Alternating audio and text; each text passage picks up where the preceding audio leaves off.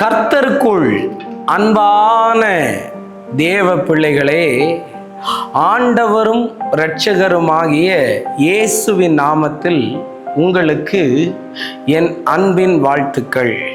இந்த நல்ல நாளிலேயும் மத்தேயு 16வது அதிகாரம் அதனுடைய 19வது வசனத்தை வாசிக்கிறேன். பரலோக ராஜ்யத்தின் திறவுகோல்களை நான் உனக்கு தருவேன். பூலோகத்திலே நீ கட்டுகிறது எதுவோ அது பரலோகத்திலும் கட்டப்பட்டிருக்கும்.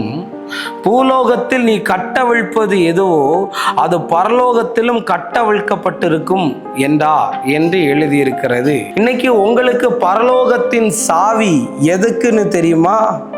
நீங்க பூமியில எதெல்லாம் கட்டுறீங்களோ அது எல்லாம் பரலோகத்திலையும் கட்டப்படுமா.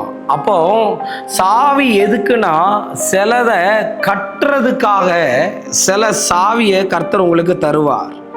ரெண்டாவது, நீங்க எதையெல்லாம் கட்ட அவிழ்க்கணும்னு நினைக்கிறீங்களோ அதுக்கு அந்த சாவியை தருவார். ஒரு பூட்டுன்னு இருந்தா அதுக்கு 2 ஆப்ஷன் இருக்கும். என்ன இருக்கும்?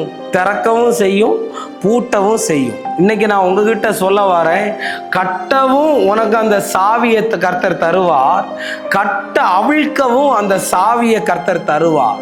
இந்த சாவியை மாத்திரம் நீங்க வாங்கிட்டீங்கன்னா இடிஞ்சு போனதை கூட உங்களால கட்டிடலாங்க.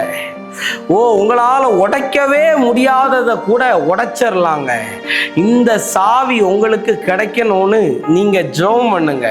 பரலோகத்தின் திறவுகோலை உனக்கு நான் தருவேன்னு தானே கர்த்தர் சொல்லி இருக்கிறாரு.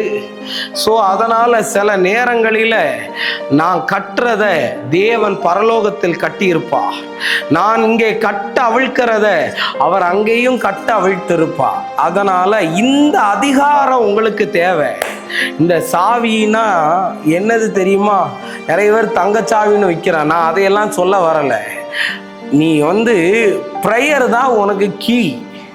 அந்த ஜெபம் உனக்குள்ள இருந்துச்சுன்னா நீ கட்ட அவிழ்க்கவும் முடியும், கட்டவும் முடியும். அப்ப ஜெபம் இல்லாதவனுக்கு சாவி இல்லைன்னு அர்த்தம். பூட்டப்பட்டதாவே இருக்கும், கட்டப்பட்டதாவே இருக்கும். அதனால நீ இன்னைக்கு ஜெபம் பண்ணு, கண்டிப்பா அந்த சாவி உனக்கு வரும். அந்த சாவி பிரேயர் இஸ் எ கீ. அதை நீ கரெக்டான இடத்துல நீ போடும்போது அது திறக்குங்க. அதனால இப்படி நீ வாழணும். இந்த அதிகாரம் கட்டவும் கட்ட அவிழ்க்கவும் தேவன் உனக்கு அதிகாரத்தை தருவாராக. நம்ம ஜெபம் பண்ணுவோமா? அன்பான நல்ல ஆண்டவரே, இந்த நேரத்துக்காக நன்றி சொல்றேன். ஆண்டவரே, இந்த பிள்ளைகளுக்கு கட்டக்கூடிய அதிகாரத்தை கொடு. எதெல்லாம் விழுந்திருக்குதோ, எதெல்லாம் ஆண்டவரே கட்ட முடியலைன்னு நினைக்கிறாங்களோ அதை கட்டக்கூடிய சாவியை கொடுங்கப்பா.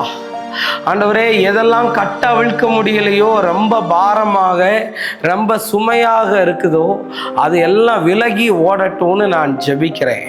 கர்த்தருடைய அற்புதம் நடக்கட்டும்.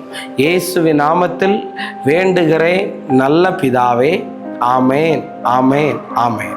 God bless you. கர்த்தர் உங்களை ஆசீர்வதிப்பார்.